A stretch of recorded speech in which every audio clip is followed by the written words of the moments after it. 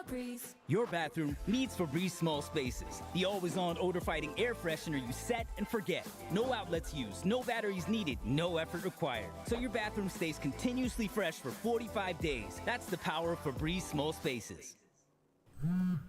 This guy again. Pops. Hey, son, you got a little something on your face. Needed a quick shave. Quick shave? Respect the process. It ain't my dad's.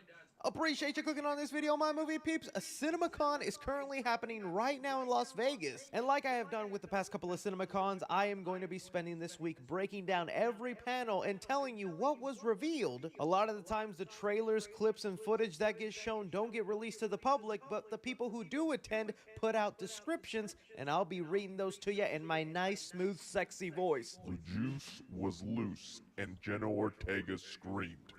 You're gonna want to hear it. So be sure to hit that like button and subscribe if you haven't already, especially this week, because I'll be breaking down every panel from each studio, and you're not gonna want to miss them big reveals. Alright, so Warner Brothers kind of had an okay panel. I was honestly hoping they would talk about a couple of other movies more, but I understand maybe why they didn't, since they're in such early development, and most of the focus of these panels is to talk about the movies releasing this year. So with the first movie they started talking about was the upcoming Mad Max more, but I understand maybe why they didn't, since want to hear it. So be sure to hit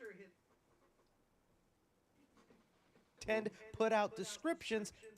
With the past couple of CinemaCons, Shyamalan, and they just revealed an extended trailer of the one we already got, where it's a group of 4 and most of the focus, much more time on the newer things that were revealed. But some of the things that were revealed about Furiosa that we didn't know about is that unlike Mad Max Fury Road, where that movie took place through the course of 3 days, Furiosa is going to take place over the course of 12 to 16 years. The movie is going to be divided into 3 sections following Furiosa's life. Chris Hemsworth, George Miller, and Anya Taylor-Joy were on stage just gushing about how much they loved working on this movie, and they closed things off in that panel with an extended preview of Furiosa that people are describing as more just like a elongated trailer. It wasn't a specific scene, it was just a bunch of different scenes and clips of the entire movie, about 5 to 7 minutes long. From there, they decided to talk about the 2 different Shyamalan projects we're getting this year. One is called The Watchers, that is actually coming from M. Night Shyamalan's daughter, Aishana Shyamalan, and they just revealed an extended trailer of the one we already got, where it's a group of 4 strangers stuck in this one location in the middle of the forest that are being watched by an unknown entity or group of entities, having to figure out how to survive and get out of this situation. It for sure has got me interested from the first trailer we saw, but the thing that I was actually most curious to hear about that does sound awesome was M. Night Shyamalan's own movie. This is the movie Trap, which will be his first big studio horror movie in a long time. The past couple of M. Night Shyamalan movies he's made, he financed himself with his own money because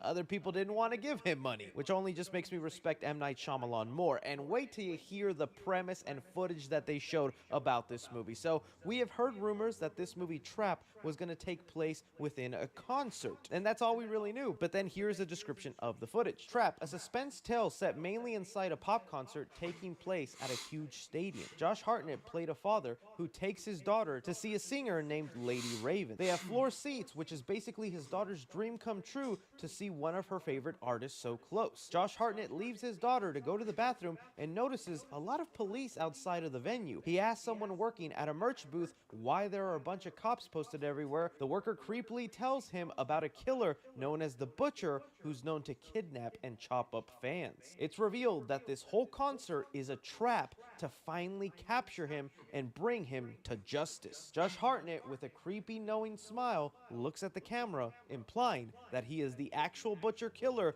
who is now devising a plan to escape the concert with this information. In true Shyamalan fashion, it's a massive twist within a twist. That sounds like one thrilling movie, and I cannot wait to watch it. I don't love every single M. Night Shyamalan movie. I have my issues, but time and time again I say I look forward to his movies because they always bring something new. And a movie here about this killer played by Josh Hartnett, who is at a concert just trying to have fun with his daughter, only to realize he's trying to be captured by the cops, that sounds like it could be awesome. I can't wait till we actually get to see that footage, but that got me excited. Next up here, they talked about Robert Pattinson's upcoming movie, Mickey 17, directed by Bong Joon-ho, who's most notably known for directing Parasite. Now, there was actually already a little bit of drama with this movie because this film was originally set to come out this year in 2024, but for some reason, Warner Brothers decided to move it to January of 2025. Whether it's because they don't believe in the movie or they think it will get Oscar buzz, so they want to move it closer to Oscar season. And although this was a movie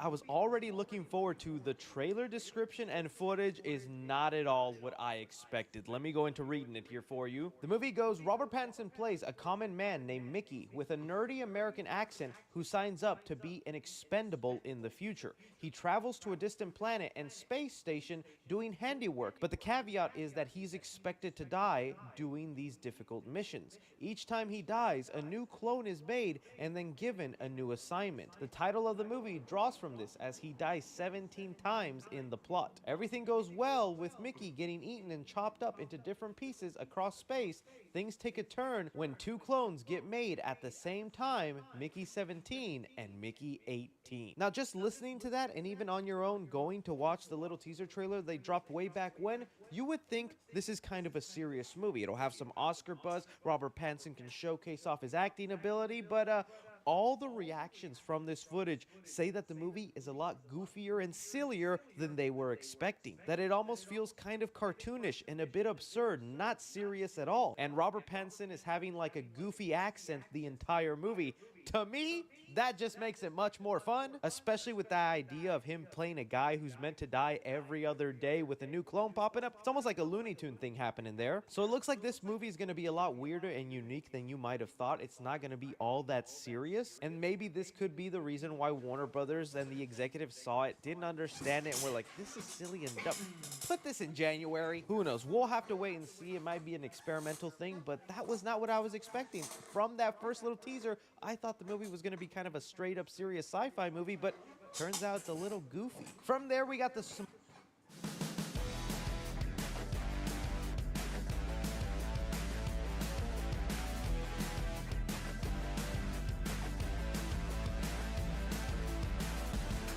smallest little update with James Gunn and the DC Universe, although it is not a lot, guys, but that was expected. Like I mentioned in my preview video when I talked about the upcoming side flick, I knew James Gunn would not be there in person to talk DC or even Superman. Instead, it said that he just sent in a video where he talked to the audience, thanking them for helping him out with Guardians of the Galaxy 3 and making that a success, and then promising that he'll be at CinemaCon next summer to promote the Summer of Superman. Attendees there did say that he showed off the actual Superman logo the way it's supposed to be seen, and that it is a bright red and gold color. So anybody who was worried from that first look photo James Gunn showed off a couple of weeks back, it's not going to look that dull. It's said to be a bright red and gold. From there, James Gunn passed it off to Peter Safran, the co-chairman at DC Studios, where then he showcased a trailer for an upcoming Christopher Reeves documentary titled Superman, the Christopher Reeves story. This is supposed to be a documentary kind of retelling Christopher Reeves' life, specifically when he got in his accident that paralyzed him and how he found new life in his situation. The trailer for the documentary is said to be so moving and powerful that people were crying when watching it. So that's something I'm going to be looking forward to when that gets released, but no other updates on the DCU, unfortunately. From there, they were given an exclusive look to Beetlejuice, and you guys know around here, #1 Beetlejuice fan, I have loved this property since I was a fetus in the womb, and from the sounds of it, it looks like Tim Burton's going to deliver on that classic practical effects filmmaking. The description of the footage goes as, it begins the same way as the initial trailer that's already been released, with Jenna Ortega riding on a bike into town. Cut to Jenna Ortega finding an ad paper promoting Beetlejuice. Winona Ryder, dressed in black, says, "I can't believe I'm doing this. Beetlejuice, Beetlejuice, Beetlejuice," then cutting to a montage which teases new information on the plot. Lydia, the living and the dead, can they coexist? That's what they're gonna find out. She is seen in Beetlejuice's office in a plaid dress with her mouth stitched up. Some claymation is shown, as well as the iconic sandworm. Jenna Ortega is seen in a white dress and heading to the place of the dead. Another description of this trailer I wanted to point out that highlights some of the more practical effects going on in this movie said this: "They weren't joking. So many of these these gags and jokes are executed through practical effects. Michael Keaton rips his belly open to reveal hundreds of snake puppets, an animatronic Beetlejuice head with its eyes popping out. Is Tim Burton cooking here? This right here is getting me so dang excited. I can't believe I was ever a Beetlejuice naysayer. Things like this totally excite me. There is just something so off-putting sometimes about a completely CGI effect. I understand there's times where that needs to be done, like the Planet of the Apes franchise. It doesn't really hinder my enjoyment of those movies there, but with something like Beetlejuice and the stylized look and putting together so many different versions of practical effects, from like claymation, stop motion, actual prosthetics being used, like that's just exciting. So I can't wait to see this footage. And then the panel ends with showing off the Joker 2 trailer. But before talking about that, after they showed the Joker 2 trailer, they had a couple of actors and directors kind of just give their thank you to the CinemaCon people for being there, from like Final Destination Bloodlines and Jack Black's The Minecraft Movie, where he did give a small update. Although we didn't get much, we did get this. Jack Black says the Minecraft movie will be a new kind of blockbuster. Don't panic. The comedy in this movie will be much better crafted than that. And you know what? Of course, the person involved in the movie is gonna praise it and say nice things like that, but here, I 1000% believe it. You guys have heard me say, I only have a base level knowledge of Minecraft. I understand there's a lot of huge fans out there, but the thing that genuinely got me excited for this movie, other than Jack Black, was the director, Jared Hess. This is the man behind Napoleon Dynamite and Nacho Libre, some of the funniest movies I've ever seen, so quotable. I know this man's sense of humor is actually top peak quality. And so with Jack Black specifically calling out the comedy in this movie, that it's going to be great, oh, I believe it. I just wish we were able to see some of that movie, but I guess that'll be next year's CinemaCon. But okay, getting on now to talk about the Joker 2 trailer.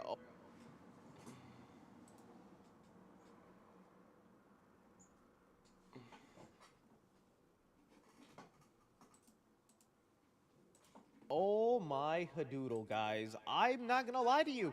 I did not want a Joker 2. I thought that first Joker movie was really well done. I felt like Todd Phillips maybe took a little too much inspiration from a couple of Martin Scorsese movies or other classic films where it didn't feel that original and like it really just wasn't being itself. I know there's people who flat out love that movie, but I just couldn't get to that level of loving it. I just ended up really liking it.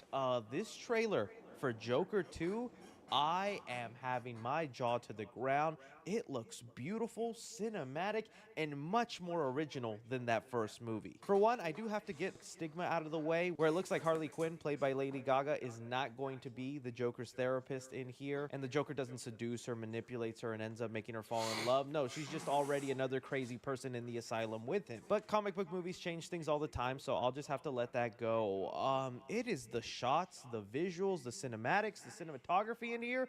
It all looks beautiful, man. There are so many standout moments where the camera flips perspectives, tell you what the Joker sees, what Lady Gaga sees, and even the way they're going about the musical aspect of this movie, which has been kind of confusing. Joker 2 is not really going to be a musical. It's going to be a movie with a lot of music in it. Some people have called it a jukebox musical, where it's just going to have popular songs that have already existed and just be heavily integrated into the movie to the point that the characters might sing it and dance to it, but it's not a traditional musical. And you get that feeling with the trailer here. But yeah, this is probably one of the best trailers of the year put out so far. I was floored. Even that ending shot with the Joker just talking to Harley Quinn through that see-through glass, and she puts the smile, and then Joaquin Phoenix lines up with it and smiles it. I was like, dude, that is cinema. This movie looks like it is going to be breathtaking and amazing and outdo the first movie, in my opinion, by a long shot. Hopefully it lives up to all these visuals it's portraying on screen and the story is actually worthwhile. But as someone who really could care less if there was a sequel to this, I am loving what I am seeing here. But anyways, guys, that is just day one of CinemaCon and the Warner Brothers panel. Let me know what your favorite announcement was, what your favorite little detail that got revealed, if there was more you were hoping for that got shown, and also stay tuned to the channel when I break down all the other panels happening this.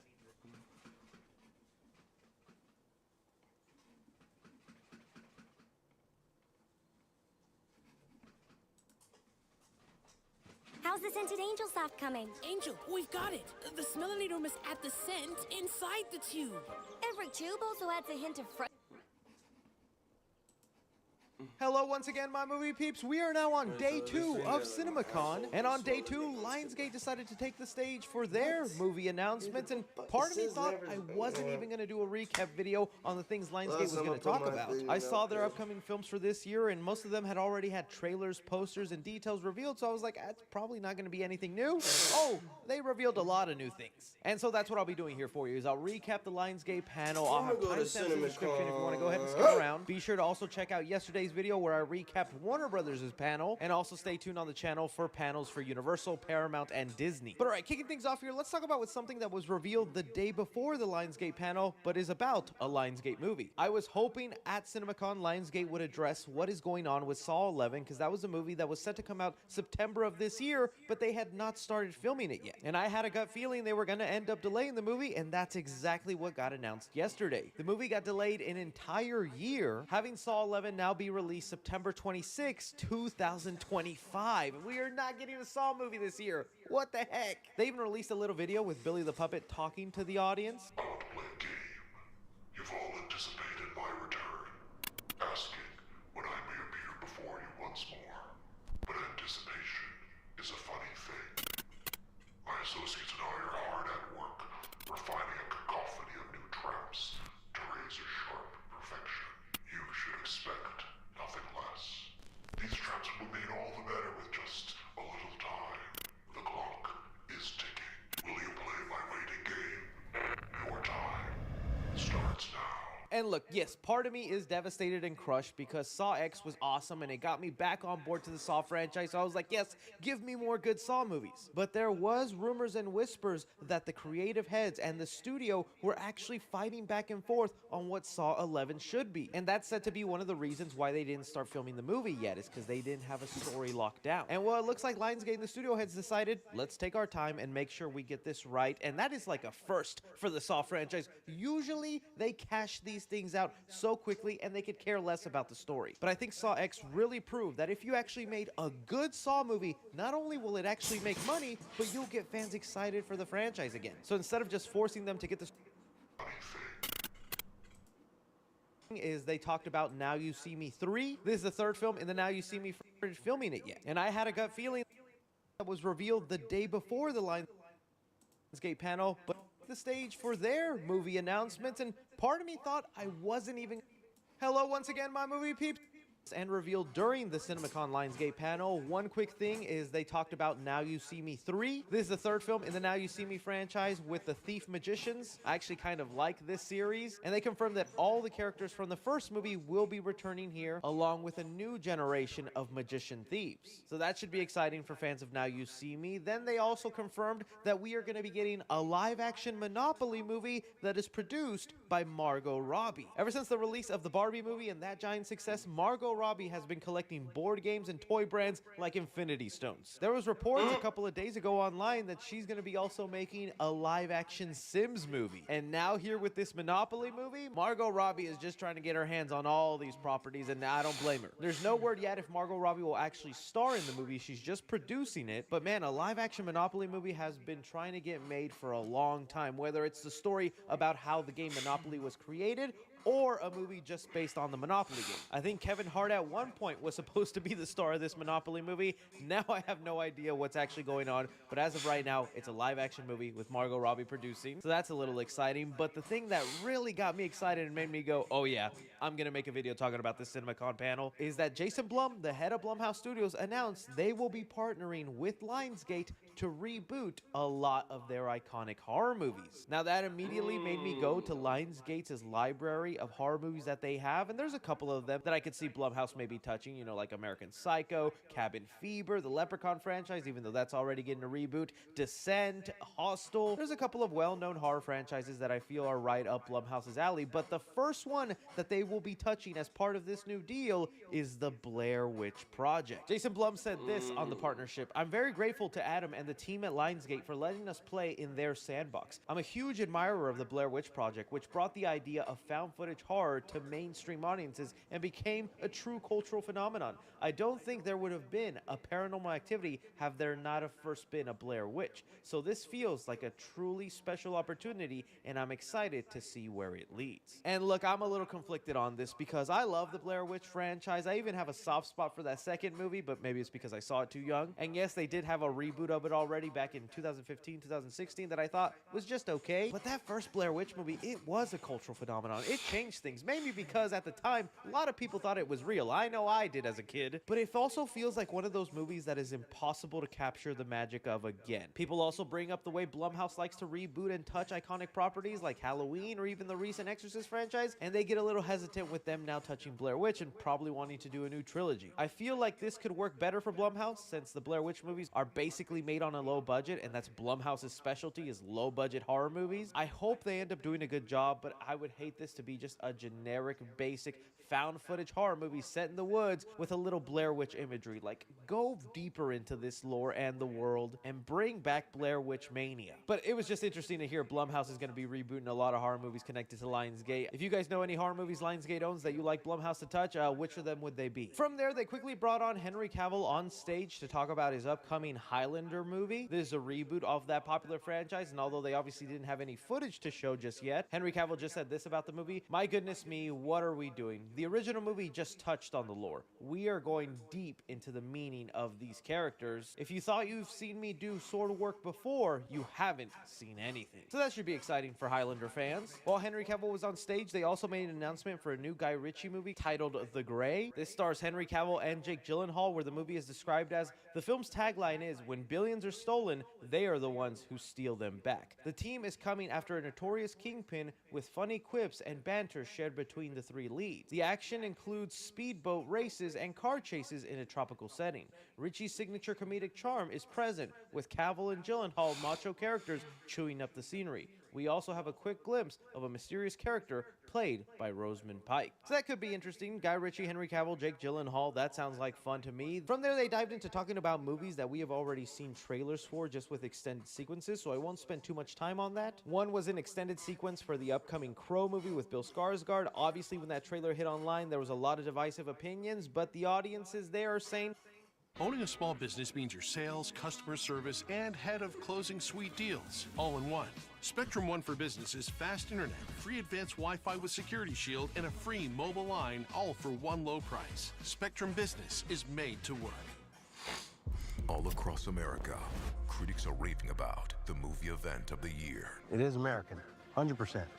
That's what I'm talking about. saying they loved what they saw. They got an extended look of Bill Skarsgård in the action scenes, along with the creatives talking about how they're going to do more of a focus on the graphic novel, really build out the relationship between the couple before they die, and they said a lot of the action scenes reminded them of a bloody John Wick movie. Then the Borderlands movie also got an extended trailer and sequences revealed to audiences where they said it looks like a whole lot of fun. I myself was surprised when that first Borderlands trailer came out. I wasn't someone who was a fan of the video game, and I really wasn't looking forward to the film, but the movie actually looks like it could be something enjoyable, and it's nice to know other footage that audiences got to see did get them a little excited. Then they were also given an extended sequences for The Strangers Chapter 1. They emphasized during this panel that this movie really is going to be an origin story for the Strangers. That's the thing that has me most hesitant about this film, but other than that, all the creepy little sequences that they're building up seem like they could be very memorable, and I agree from the trailer and what we have seen about it, it looks like although they're telling the exact same story from the original movie, they're adding in more horrifying set pieces, and I'm hoping that's what helps it stand out from the original. But from here is where they then started talking about a whole bunch of movies none of us have heard about that all sound actually like a lot of fun. First off, here we have a Halle Berry horror movie titled Never Let Go. We got a good description of the footage that goes,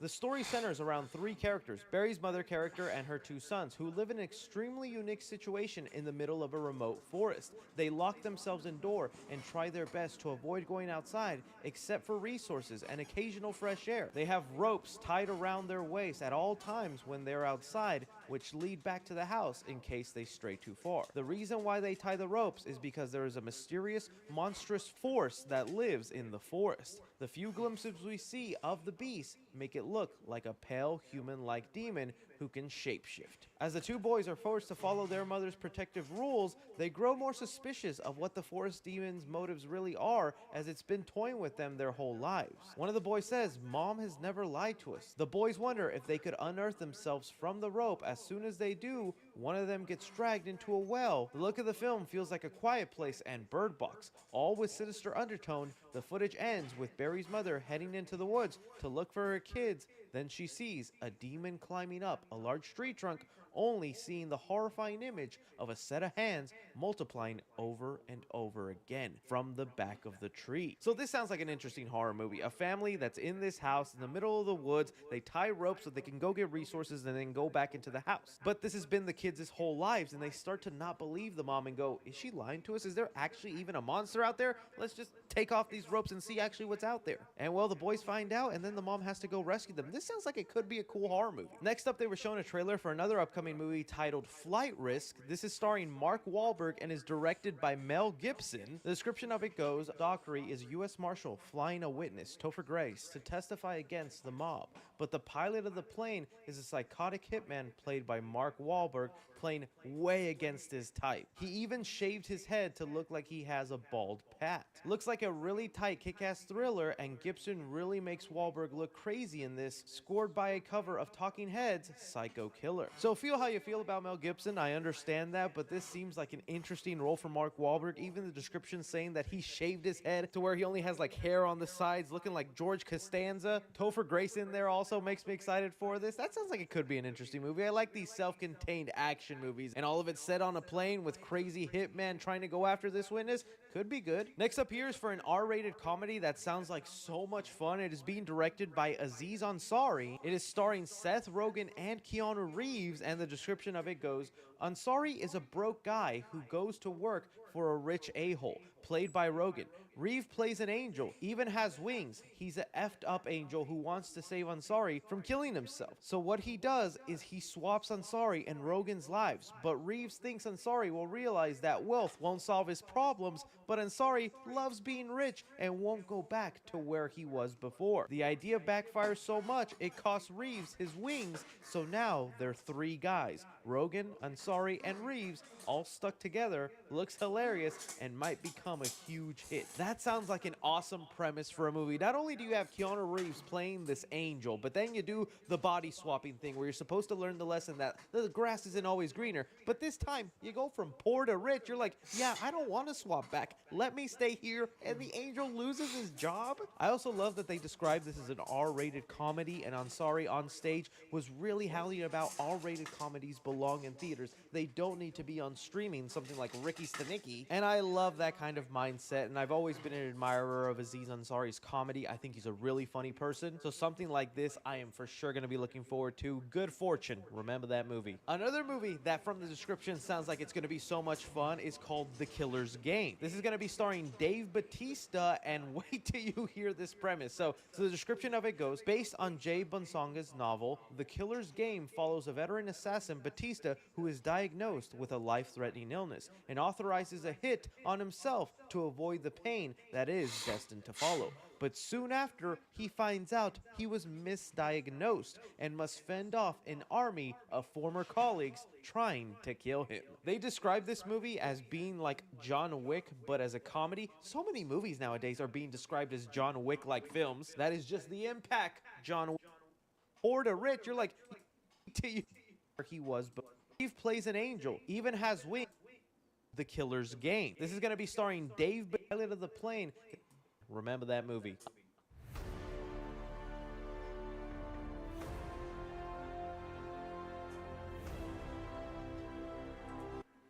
Another movie that from the description is U.S. Marshal that lives in the forest. The few glimpses we see of the beast make it look like a pale human-like demon who can shapeshift. As the two boys are forced to better for Blumhouse, since the Blair Witch movies are basically made on a low budget, and that's Blumhouse's specialty, is low budget horror movies. I hope they end up doing a good job, but I would hate this to be just a generic, basic, found footage horror movie set in the woods with a little Blair Witch imagery. Like, go deeper into this lore and the world and bring back Blair Witch mania. But it was just interesting to hear Blumhouse is going to be rebooting a lot of horror movies connected to Lionsgate. If you guys know any horror movies Lionsgate owns that you like Blumhouse to touch, which of them would they be? From there, they quickly brought on Henry Cavill on stage to talk about his upcoming Highlander movie. This is a reboot of that popular franchise, and although they obviously didn't have any footage to show 11, because that was a movie poster, just trying to get our hands on all these properties.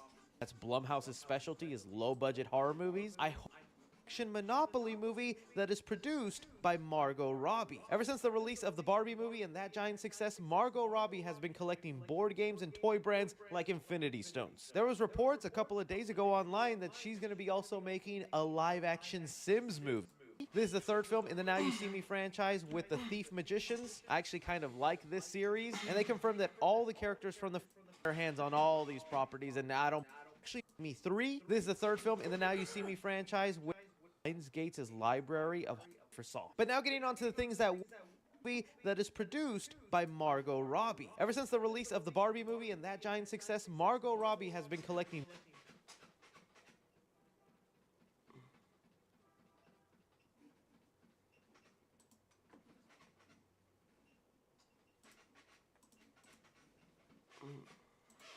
board games and toy brands like Infinity Stones. There was reports a couple of days ago online that she's going to be also making a... Hello once again, my movie peeps. We are now on day...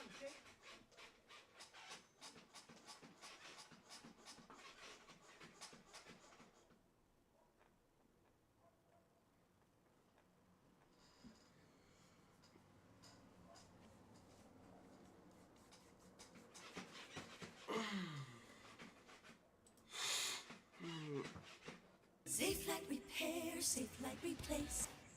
If you get a big old crack like this, trust the pros at SafeLight to replace and recalibrate. Happened on day 2, and now that it's later in the day, Universal... Hello, my movie peep. Appreciate you clicking on this video. Day 2 of CinemaCon is continuing on. Earlier today, I did a video breaking down the Lionsgate panel that happened on day 2. And now that it's later in the day, Universal just had their panel of announcements. And I'll be honest with you, this was probably the least exciting panel of them all. There was a couple of stuff in here that actually did get me hyped. And they even released one trailer online for the public to see, which is a good thing. So I'm hoping tomorrow Paramount and Disney really bring down the house with the announcements. If not, this year of CinemaCon is going to be a kind of an underwhelming one. But I'm curious to hear from you guys. Now that we've had 3 panels of CinemaCon so far, who do you think has had the best announcements? What has been your favorite? Hello, my movie peep. Appreciate you clicking on this video. Day 2 of CinemaCon is continuing on. Earlier today, I did a video breaking down the Lionsgate panel.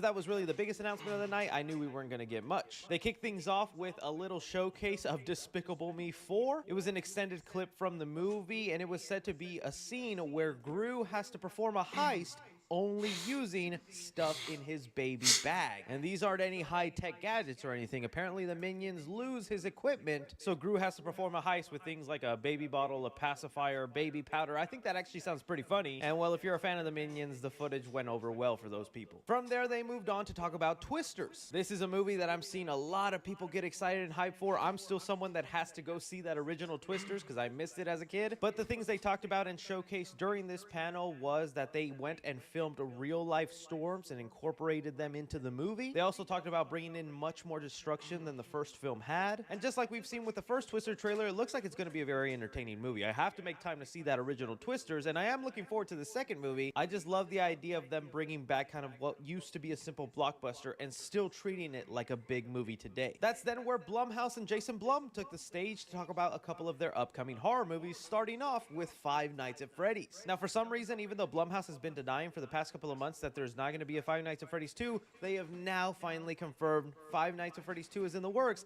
and it'll be released fall of 2025. This was obviously going to happen, being that Five Nights at Freddy's is the most successful Blumhouse movie that they've ever made, at least financially speaking. Other than that, they really didn't say much else about the project. We know a couple of days ago, Jason Blum did reveal the first look to the movie. That's just going to the Jim Henson Creature Shop and showing the workers starting to work on the animatronics for the second movie. I'm still wondering if they're going to have a tagline or if they're just going to go with Five Nights at Freddy's 2. But either way, it's just nice to have that confirmation and to see that we're getting the movie next year. From there, they talked about the upcoming horror movie Wolfman, directed by Leigh Whannell, that I am so excited for. And thanks to Discussing Films, we have here a description of the footage, and it goes as, CinemaCon got a very first look at Leigh Whannell's Wolfman, which is still in the earliest days of shooting.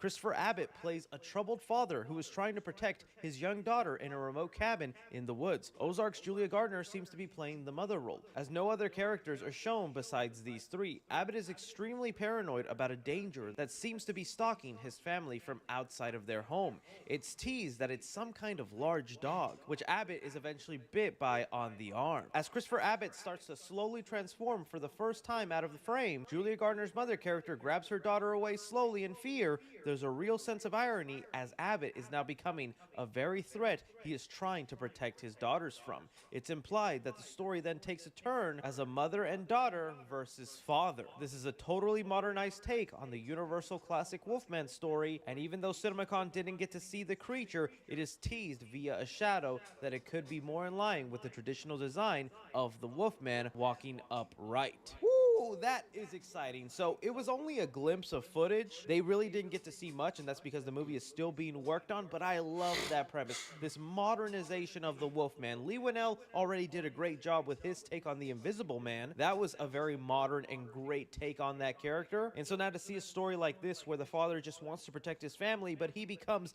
the very thing that he needs to protect them from, it is now mother-daughter versus the dad. I'm into that. I just hate that they moved this movie to January of next year instead of October because Venom 3 decided to remove its release date, and they didn't want to compete with Venom 3. From there, they decided to talk about the upcoming Nosferatu movie. This is the Robert Eggers interpretation of the famous vampire tale that stars Bill Skarsgård as Nosferatu. A description of the footage goes as CinemaCon got to see... These two are fighting and ideas are banging around in Bella's head and heart like lights in a storm. Oh. You're always reading now, Bella.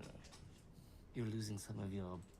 to see the very first trailer for Robert Eggers' Nosferatu, a bold new reimagining of the classic horror tale. The trailer opens with Lily Rose Depp as Anne Harding saying, "Come to me, hear my call." Right before a hand reaches out to grab her, she says, "Evil comes from beyond," and tells Willem Dafoe, sporting a giant white beard, that he is coming to us. While laying in the hospital bed, plagued by some kind of sickness, we then cut to an atmospheric shot of 19th century Germany, quick glimpses of a Gothic castle, a horrifying cemetery, the local city, and its many citizens carrying around coffins. The real money shot of the trailer is the image of a giant shadow of Nosferatu, crooked hand, going over the town and covering it in darkness, only to then cut to Anne Harding with all blood all over her face. Willem Dafoe's character, chewing up the scenery like a madman, starts rallying up townsfolk to face a dark evil. He's then seen surrounded by thousands of real rats in Old Molosseum. We are here encountering the vampire, Dafoe says. Before opening up an ancient coffin, we see a side profile of Nosferatu's iconic nose, which is followed by a visual of his dark silhouette floating down a giant hallway. The trailer ends with Defoe's character seemingly coming face to face with the creature when he chillingly says, "Nosferatu." Yeah, this definitely feels like this is the type of description that probably doesn't do the visuals justice. I really like Robert Eggers' work, and I am looking forward to what he does with Nosferatu, but I can just tell, me reading that, it only got like 10% of you hyped and a 90% of you skipping to the next topic. That's the thing that sucks sometimes with these CinemaCon descriptions, is we don't get to see what the actual footage is. But I am looking forward to that. The other last horror movie they talked about is one where we actually did get the trailer released online. Blumhouse released a trailer for their movie Speak No Evil. Now this is an interesting movie because it's about How to Train Your Dragon, and ever since the first trailer of this movie came out, it immediately became one of my most anticipated animated movies. Talk about Wicked. This was essentially the big hitter of the night, and they showcased off a 4-minute sequence. A lot of the cast like Jeff Goldblum and Ariana Grande were just raving about how they felt so lucky to be part of the movie. As far as what the footage looked like, here's one description. Just saw like a 4-minute extended trailer for Wicked. Kind of showed the whole movie. The school, the rivalry, the friendship,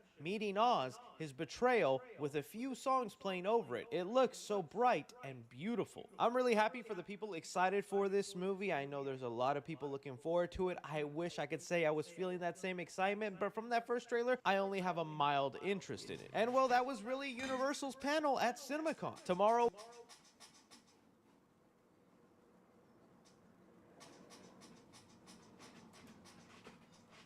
crooked hand going over the town and covering it in darkness, only to...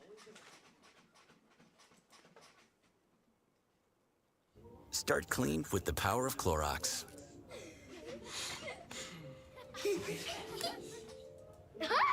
Hello there, my beautiful movie peeps. Day 3 of CinemaCon has gone underway. Paramount just had their panel, and this is by far the best announcements we have gotten all week. Even though we didn't get a lot of things revealed, the descriptions and announcements that happened at this panel have me jumping up and down. I'm gonna explode in this corner.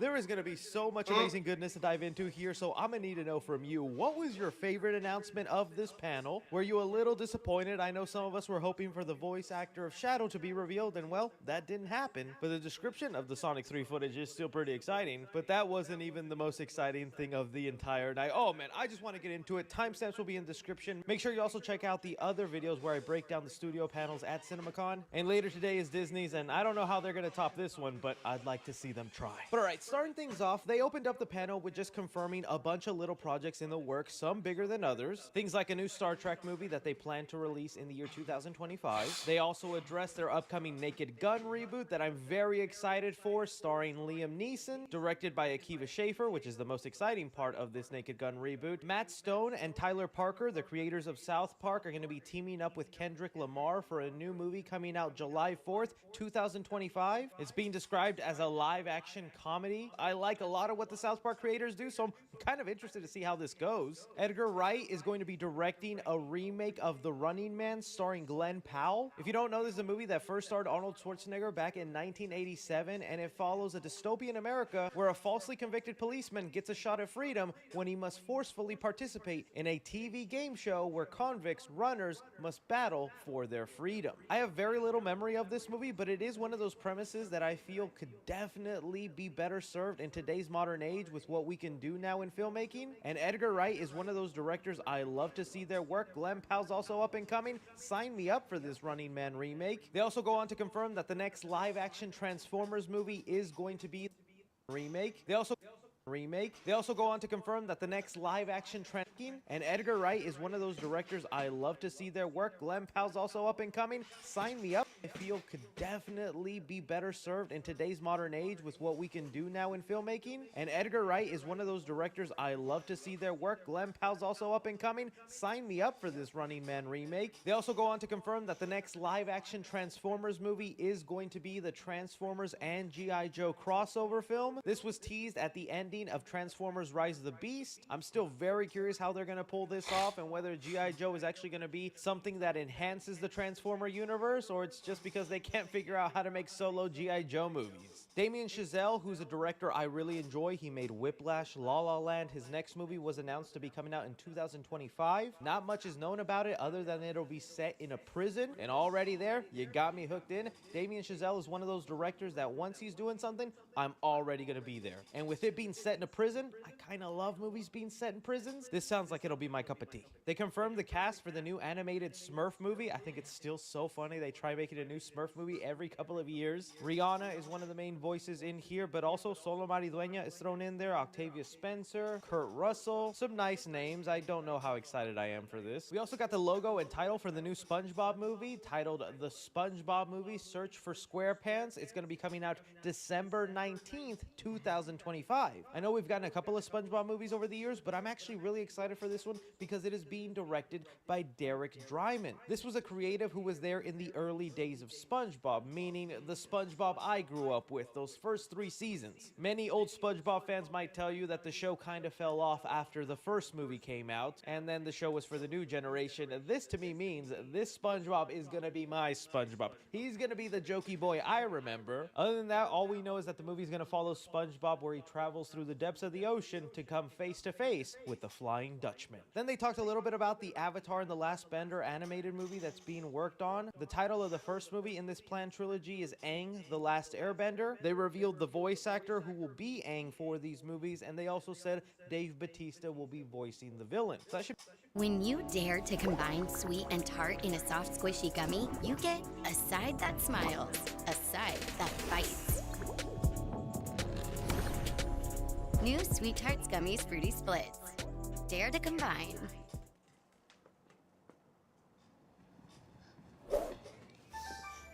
At Metro, get a new iPhone 12 with 5G. Take amazing pictures and share instantly. You don't... So that should be exciting for Avatar and The Last Airbender fans. But now on to the biggest small announcements I want to take my time talking about, starting off with them rebooting the Scary Movie franchise. It got announced that Paramount and Miramax will be teaming up to reboot Scary Movie. The movie is being produced by Neil H. Mort, who actually does the Fast and Furious franchise and the Sonic movies. They're going to be going into production in this movie at the end of 2024, hoping to release it in the year 2025. Oh man, I have been dying for the return of parody movies. I grew up on those Scary Movie films and I had a lot of fun with them. I think those first three are really enjoyable entries, but as parody movies continued on, they became messy, unfunny, just flat out crappy movies. I'm really hoping they in a weird way take this seriously and they actually want to put a clever spin on some of our favorite horror movies. I really hope they don't include any pop culture references like making fun of the Kardashians or Paris Hilton. There was a scene in Meet the Spartans where they made fun of Britney Spears. Stuff like that really dated the parody movies and just made them not funny. Focus on making fun of the actual horror movies, and even that itself, which horror movies from recent years are they gonna choose? I gotta think there'll be one or two Jordan Peele movies in there like Get Out, but there have been so many other popular horror movies from like the A24 movies that are coming out now. Hereditary, Midsommar. Will things like Five Nights at Freddy's and Megan also be made fun of? Like, I think the potential is there and I hope it works out. Nothing will ever top these four cast members that were included in those original movies, and I think that's going to be another thing, is who do they cast to be the new lead? Anna Faris was golden in those movies, and the Wayne brothers definitely left their stamp on the franchise, so I don't know, but I am looking forward to it, and I can't believe I'm getting it next year. The next other kind of small announcements before they went on to more things on this panel is they confirmed we are getting our first rated R Teenage Mutant Ninja Turtle movie, and it's gonna be live action. This was announced right before the CinemaCon panel, but then they also confirmed it during the panel. Walter Hamada, who previously worked on the Conjuring universe and the old DC universe, is gonna be working on the live action Teenage Mutant Ninja Turtle movie. It's gonna be adapting the Last Ronin comic, which of course has just become one of the most famous stories in the TMNT series, where it follows one of the last surviving brothers of the four in a dystopian future trying to avenge the death of his fallen brothers. I remember picking up the comic as it was coming out. I really love the story. It is brutal and bloody, and I always said here on the channel, Nickelodeon is never going to adapt that story in animated or live action form. It's rated R. Nickelodeon is not going to want to do an R-rated movie. I was wrong, and I'm so happy to be wrong. Like, seriously, I knew we were getting the video game, and that is still happening. It takes time to make video games, guys, so we're probably not going to see that game for another year or 2 years. But to know that they're actually making a freaking live-action, rated R, Teenage Mutant Ninja Turtle movie. Say that out loud and think about it. Rated R Teenage Mutant Ninja Turtles. I never thought I'd live to see the day. In the article, they also mentioned it is going to be written by Tyler Burton Smith, who also wrote the 2019 Child's Play remake. You guys know I actually am an enjoyer of that film, and I thought he did do a good job with that. So this only excites me more for this movie. I have high hopes for this thing. I have no idea what it's going to look like. Whether they're going to make The Last Ronin all CGI, kind of like the Michael Bay Turtles, or will they go with the Jim Henson Corporation and bring back live action suits? Part of me would not mind them bringing back the 90s suits. You're obviously making this for an adult audience. A lot of the adults grew up on those 90s Turtles. And since it's rated R, you know it's going to be unfortunately a little low budget. They're not going to spend the money that they usually do on a lot of these Turtle films. That might be the way to go, but either way, I'm just happy you're giving me this movie. Thank you. That was probably my favorite announcement of this entire CinemaCon week. But now moving on to some of these clips that they showed off for a couple of their movies. Starting off, attendees were shown a 5-minute clip from the movie Transformers 1. This is the animated Transformers film that's going to work as an origin story showing the friendship between Optimus Prime and Megatron. A description of the Transformers 1 footage goes as CinemaCon 2024 got to see the very first trailer for the new animated Transformers 1. The story follows a young Optimus Prime, still known as Orion Pax, and his brother-like relationship with a young Megatron known as D-16. The two robots do handiwork together in the underground world of Cybertron, but their friendship friendship grows shaky when Megatron wants to rebel and find out why no robots are allowed on the surface of Cybertron. Optimus decides to join him on the quest because he can't help but support his best friend, even if it may not be the best idea. The two decide to embark on a journey together to unravel the secrets of Cybertron,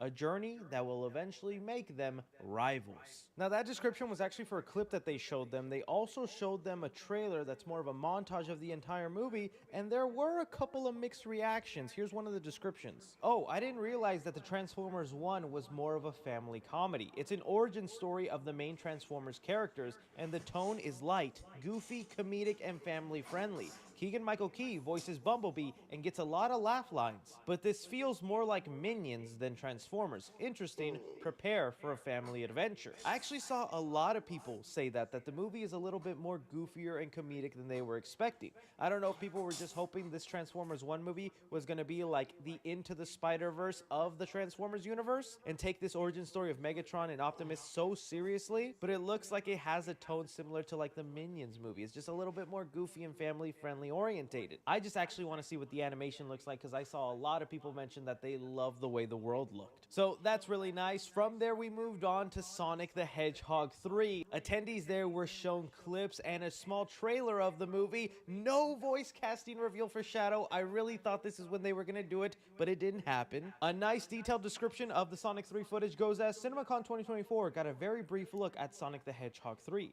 The brief teaser showed Jim Carrey's Dr. Robotnik in his lab, but he's gained weight and has left the place go to the dumps with it being full of junk. He's let his hair go crazy and now has a noticeable belly. Robotnik jokingly says that he's been binging carbohydrates. His assistant, Agent Stone, comes in and says, "We found him." Stone presents Robotnik with one of Sonic's blue electric quills, and as he's done before, Robotnik licks it and tweaks out. He yells, "Let's do it," to Stone's face, which cuts to a montage of Robotnik getting his hair cut by Stone and getting a fresh look with his game-accurate mustache, bald head, and deprived-looking eyes. The Sonic the Hedgehog 3 footage then cuts to Robotnik and an entire gang of henchmen all armed with lasers, guns, walking up to Shadow the Hedgehog in a cryo tube. Shadow opens his eyes, which are brushing with red electric energy. We then cut to Sonic, Tails, and Knuckles facing off against Shadow in the middle of a huge city street. Shadow is noticeably dead silent as it's still not revealed who the voice actor is. The real money shot of the footage is Shadow the Hedgehog riding a motorcycle in the sky, then using it to bounce himself towards Sonic, who is flying upwards at him at full speed. We see Sonic's bright blue power clash with Shadow's bright red energy in the night sky, looking like it's straight out of an anime. Life and death are the same. Both can have value and purpose. Is he gonna say red light? Oh my god, I want to see this movie! That Damn sounds insanely epic on so many levels. I'm kind of surprised that they're going to be doing the whole thing of Robotnik and Shadow teaming up again. But I also love that they're going to give Jim Carrey his full-on fat suit and transform him into Eggman after all these years. This will probably be the last Jim Carrey movie too, but I'm here for it. And just the description of those fight scenes and saying it's right out of an anime. They mentioned Shadow's motorcycle up in the sky. They're bringing in his motorcycle. Dude, this footage is awesome. I cannot wait to actually see it. Then audiences were given their first look and glimpse to Smile 2. This is the sequel from the horror movie Smile. I knew I was already looking forward to this movie, but the small little footage they showed and the premise they're going with this time around does seem fun. One person said here, next was a look at Smile 2, coming out in October. The main character is a Lady Gaga-esque pop singer who gets confronted by the smiling zombies in her audience, backstage, and all around a major concert venue. It looks claustrophobic, clever, and scary. So I saw people describing that it was going to be about this singer who gets the smile curse and ends up passing it on to her fans in the concert. Remember, that's the rule with the smile person, is once you off yourself in front of somebody, you pass on the smile curse. And so far in the first movie, we only saw it passed on person to person. What happens when you pass that on to an entire concert? That could be exciting. And then they ended off their night with some footage for Gladiator 2. And look, I know I'm your movie guy, and it's impossible to see every movie that's ever existed. And unfortunately, the first Gladiator is one of those movies I just have no memory of. I'm pretty sure I did see it as a kid because I think it's a movie my dad really likes, but I have very little memory of it. After hearing this description, I am watching that first Gladiator movie immediately. One person said here, Gladiator 2, the film's massive budget is on full display. Ridley Scott is in top form, and Denzel is looking to steal the movie. Gladiators riding rhinos, water coliseums filled with sharks, Paul Mescal is going toe-to-toe with huge baboons. Epic doesn't even cover it. I did not know Gladiator 2 was essentially a shark movie. They're gonna fill that coliseum with water and throw sharks in there and have the gladiators fight? $1 billion. $1 billion right there. That sounds like an epic, insane way to go. And we were hearing this movie kind of ballooned its budget and got way more expensive than they were expecting. And with the sounds of that, it looks like hopefully they'll be able to recover some of that money, because that sounds like an awesome movie. Anyways, guys, that is the Paramount panel. So much stuff revealed, so much to discuss. I need you to smash that like button, subscribe if you haven't already. Tell me what was your favorite part. Thank you guys so much.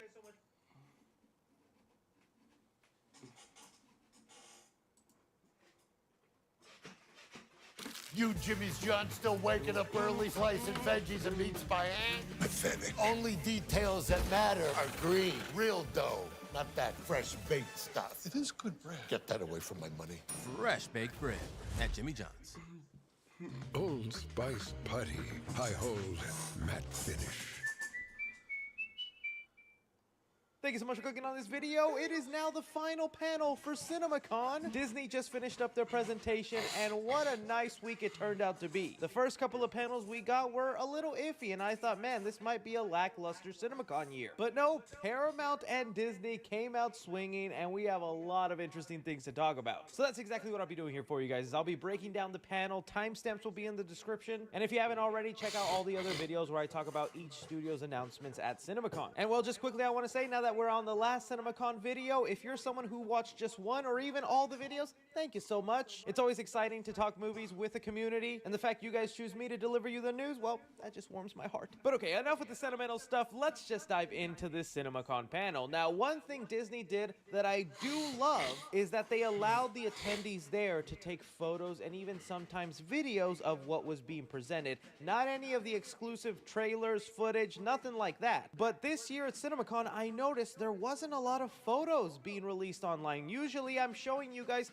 tons of photos of the stage, the stars that go up on there, some of the logos that get shown on screen. But this year, for some reason, a lot of the studios told the attendees no photos. But not Disney. They understand this is good press for their upcoming movies, and they allowed people to take photos and videos of certain things on stage. So good job, Disney. But in the panel, they promised attendees that they would be seeing a total of 75 minutes worth of footage. That sounded pretty exciting, and they started off with 13 minutes of the new Kingdom of the Planet of the Apes movie. We got a brief description of those 13 minutes, and it reads as, CinemaCon attendees saw an exclusive 13 minutes from Kingdom of the Planet of the Apes, which established the vast beauty of the film's rich world. We follow a new young ape named Noah and his squad of fellow ape hunters who climb up gigantic trees in search of hawk eggs. They find a nest with 3 eggs for a ritual called Bonding Day, but Noah is wise enough to teach his fellow apes that 1 egg must stay in order to preserve the circle of life. The apes talk about raising these hawks hatchlings as their own in order for them to hunt better with companions who can fly. Suddenly, Noah finds another hawk nest above and tries his best to make his treacherous climb to retrieve another egg. When he's attacked by the mother hawk of the nest, Noah falls down a dangerous cliff but barely makes it out alive. By finding a branch to hold on to, the CGI of the apes themselves is the cleanest and most realistic that it's ever been in this franchise, with Noah's fingers looking particularly real as he reaches out to collect these eggs. The footage then cuts to a montage that teases the rest of the plot, with Noah's home tribe and village being attacked by another ape clan led by a prophetic leader of sorts, Proximus Caesar. They ravage Noah's village with weapons used by humans of old days, like electric batons. In the end, all of these apes from Noah's home are vanquished, and he's left with nothing but the hawks he's bonded with. Noah now sets off on a quest to seek revenge. Ooh, Ooh, that footage sounds really good. I have been slowly getting even more excited for this Kingdom of the Planet of the Apes movie. Part of me feels like I just shouldn't even have read that description since the movie is so close to release. I'm loving the way this Noah character sounds, especially from that description of him wanting to leave an egg to continue the circle of life, him bonding with a hawk, which I'm assuming that's the hawk that we see in the posters. It's a movie that I hope hits all the emotional high notes, and it's also nice to see that the CGI of the movie is really top notch. From there, they talked about Daisy Ridley's upcoming movie, Young Woman and the Sea. Now, this is actually a movie where the trailer got released online right now, and it's basically a true story of this woman who was a competitive swimmer named Trudy Adiri in 1926. She was the first woman to ever swim across the English Channel. The trailer seemed nice. I am into these kind of true stories where huge accomplishments were made, so this might be something I'm checking out, but I'd be lying to you if I said I'm over the moon hyped for it. From there, they brought out Amy Poehler so that they could show the audiences 35 minutes of Inside Out 2. I mentioned at the beginning of this video that they were bragging about, you're gonna see 75 minutes worth of footage here today. 35 minutes of that is Inside Out 2. That's a little cheat, Disney. How the heck are you just gonna show 1/3 of a movie and then cut it off? That would honestly piss me off. Can you imagine seeing that much of a movie? You're all into it, then it's like, hey, who paused it? Now, for obvious reasons, I'm not going to go into a full description of those 35 minutes because, again, that's 1/3 of the movie. But audiences are saying that this is going to live up to that first Inside Out movie, that they're doing a lot of creative things within Riley's mind, not just including some of the new emotions, but we'll also be exploring other parts of the mind that we didn't in the first movie. They're also saying that there's going to be a couple of animated characters in here where they experiment on the animation shown on screen. So that's really nice. It's just, again, 35 minutes of the movie. Just show the whole movie at that point, man. But this is where my boy Kevin Feige took the stage and started talking about a couple of upcoming Marvel projects. He showed the logo for the new Fantastic Four movie on screen, and although he didn't say much about it, the thing he did say is that the movie will be entirely shot on IMAX, which just lets you know this movie should visually look great. Then Kevin Feige brought up the title card for Thunderbolts, where he said this. Thunderbolts, and yes, you'll notice an asterisk at the end of that title. That is the official title of the movie, is Thunderbolts with a asterisk, and we won't talk any more about that until after the movie comes out.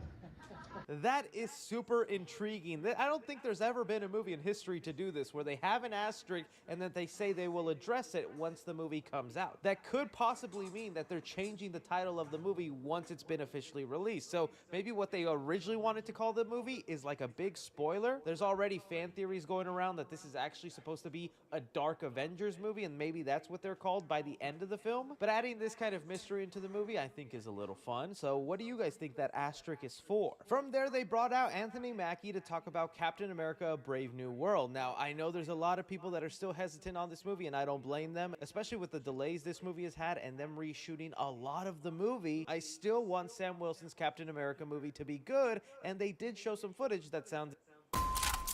You have reached your final destination. That's me. Not my happiest day. But let me take you back to an even worse one. The day the Vanderkoys killed... Sounds intriguing. The footage of the movie goes as CinemaCon got to see the very first footage for Captain America: Brave New World. The clip that's shown follows Sam Wilson, Anthony Mackie meeting Thunderbolt Ross, who is now the president at the White House. Ross is asking him to meet with Wilson so he can reunite the Avengers with a new Captain America at the forefront. He's looking to unite forces, but he might have some ulterior motives unknown to everyone else. During a meeting where Ross is presenting this plan to a crowd with Sam in attendance, a mysterious villain takes over the speaker and controls the minds of Secret Service agents and Isaiah Bradley, who Sam struggles to pin down in a fight. Full chaos ensues, which leads us to a montage of different action set pieces of the film. We see Sam getting attacked at the White House, using his shield to block himself from multiple Secret Service agents trying to tase him. We see shots of Sam Wilson and Joaquin Torres in action together, that's the Falcon. Everything builds up to a tense confrontation between Sam and Thunderbolt Ross in the Oval Office, wherein Ross tells him, "You're not Steve Rogers." After a long pause, Sam says, "You're right, I'm not." Finally, we see Sam suit up in the new Captain America suit, which is more silver and blue than blue and white. Ooh, okay, I'm not gonna lie, I actually love the sound of that footage. During the panel, they mentioned that they're wanting to go for sort of a grounded feel in this movie, a lot like with The Winter Soldier. I'm hoping that's true. It was also really sad to hear that Isaiah Bradley's in this movie. He gets mind manipulated and ends up having a fight with Sam Wilson. That's gonna be kind of gut-wrenching to see. I'm also hearing that the chemistry Sam Wilson has with Harrison Ford is really great on screen. They also released this photo here that I totally didn't Photoshop. That is just what happens when you become America's ass. So yeah, I hope all the delays and trouble this movie has gone through is going to be worth it, because right now I am liking the sound of that footage and I can't wait to see it. From there, they brought on director Sean Levy of Deadpool and Wolverine to show audiences 9 minutes of that movie. Oh, I am so jealous. They got to see 9 minutes of Deadpool and Wolverine. Now, before they showcase the footage, Kevin Feige did have this to say. It is extremely exciting, and I hope you don't mind if I say it's fucking awesome. It's fucking awesome, and the reason I can say it's fucking awesome is because it's an R-rated movie. Language, my friend. Fagoli, how could you betray? I've never heard that man cuss. Breaks my heart. You were my hero, Fagoli. We've asked Deadpool to design a popcorn bucket for Deadpool and Wolverine, and I don't want to spoil it, but I will say there are some movies that inadvertently make crude and rude popcorn buckets, and then there are popcorn buckets designed by Deadpool. And I look forward to all of you experiencing that for yourself. Now, since this footage was 9 minutes long, I don't want to bore you with just an exact description. I just want to give you the highlights of what a lot of people are talking about. So the footage starts off with Wade Wilson as a car salesman. That's what he's doing right now, where they then transition to him going to his birthday party that we see in the trailers. He has a conversation with Blind Al, where she makes a comment about wanting to party, and Wade Wilson replies with, white powder sugar is one of the things Feige said is off limits. If you know, you know, but I can't say the C word. From there, we move on to a scene in the TVA where he's with the agent Paradox, telling him about why they need his help, where he shows them footage of his past, present, and future, including a cameo of Chris Hemsworth Thor crying over the death of Deadpool. The TVA agent tells him that this is supposed to be something that happens in the distant future. But that's really funny they decided to include that. Other parts of the footage include Deadpool and Wolverine in a car together, where Deadpool is roasting Wolverine on his suit. He asks him if the X-Men forced him to wear that, where Logan replies with, shut the F up. The footage then ends with Wade running up to the camera, breaking the fourth wall, grabbing a mic, saying, F you Fox, I'm going to Disneyland, and then ending off the footage there. Now, obviously, I know me telling it to you isn't as exciting as actually seeing it, but just picturing all that in your mind, you can see how that's pretty funny. Especially that scene of Chris Hemsworth Thor crying over dead Deadpool. That's going to be one of those things where it's an obvious joke, it's a funny gag, but MCU fans are going to take it so seriously with like, does that mean in Secret Wars he's going to die and Chris Hemsworth's Thor is going to cry? Who knows, man? From there, they moved on to talk about Alien Romulus. I am also so jealous that I didn't get to see this footage. During the CinemaCon presentation, Alvarez and Scott sent a message introducing a special look at Alien Romulus. The footage begins with 2 young girls discovering a body. Another man is looking around the ship, which is glowing with red lights. While encased, samples begin to move. A piece of technology shows that there is a light that can see through body parts, showing ligaments and bones. The aforementioned man has a button on his neck, which is pushed, prompting him to freeze and stare up at the ceiling while his eyes roll back and he reboots. Meanwhile, aliens are hatching in front of him and dropping into the water at his feet. The rest of the crew notices something swimming by but are unaware until one of them gets knocked over. The creatures jump out and tries to hug his face but gets launched into the glass. Another jumps off of a frozen Andy, jabbing its legs into his mouth and his eyes. The crew tries to close the door behind them to escape,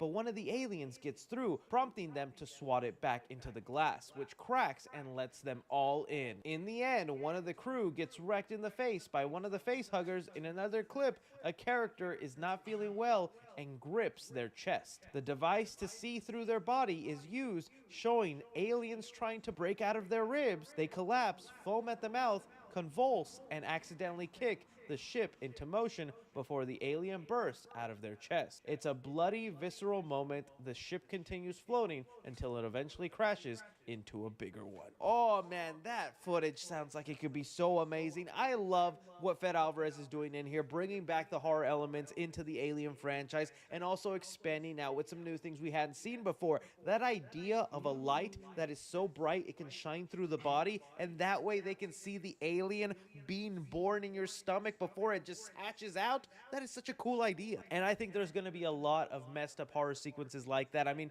we saw in the trailer that face hugger sequence was really cool with all of them being released onto the ship. So yeah, Alien Romulus, looking forward to that. From there, they decided to show off a little teaser trailer for their upcoming Mufasa movie. This is the Lion King prequel that'll be in live action, directed by Barry Jenkins. The description of the footage goes as CinemaCon 2024 got a brief look at Barry Jenkins' Mufasa the Lion King. Since it's still deep into post-production, Jenkins described it as a first look at the teaser that should be eventually released. It starts off on a snowy mountain with a pride of lions under a bunch of giant icicles. Rafiki narrates the story and describes it as being about a lion who will change everyone's lives. There are plenty of new environments on display, like Africa's swamplands, deep rivers, and even more snow. We see a young Mufasa rise from the rocky desert, and Rafiki describes him as a lion who was born without an ounce of notability. He will now go on a journey that will see him become the greater leader everyone knows and loves. I think until I see this footage for myself, I'm not really going to get excited for this Mufasa movie. I think it has potential, but I'm just still not fully on board with the live action emotions of these animals. It just does not translate the same. But if the movie is good and the story is good, I won't be complaining. I do have faith in director Barry Jenkins, and I think he could pull it off, but we'll see. Then things ended off with Dwayne Johnson taking the stage to promote Moana 2. Now, this is still the animated movie, not the live action film that he's also starring in, where he did a couple of dances on stage and they revealed the first little teaser trailer. A description of the footage goes, in the music-heavy clip, Moana returns to her home island of Motunui and is greeted with a hero's welcome. The clip offered a taste of one new song that's about the natives eager to be back to who we're meant to be. Although the sequel will feature entirely fresh melodies, the music sounds like it harkens back to the original film as the islanders hum. At one point, a character asks, do we have to sing? Everyone promptly responds, yes, we have to sing. I really liked that first Moana movie. It was still so funny to me that this was originally going to be a Disney Plus series and then they just decided, nah, let's just make it a movie. I don't know how that's going to speak to the quality of it, whether that's just because they were just tired of things failing on Disney Plus, or it was so good they thought it should be a movie. This is also one I'll have to see actual footage for myself before I get too excited. But that is everything that was shown at the Disney CinemaCon panel. It was kind of a crazy, hectic week. I still think Paramount won it, but Disney did reveal a lot of things that got me hyped. Let me know what you guys like best. Don't out of him, and that's when she taps out. She tried to free Wolverine, but Vindicator.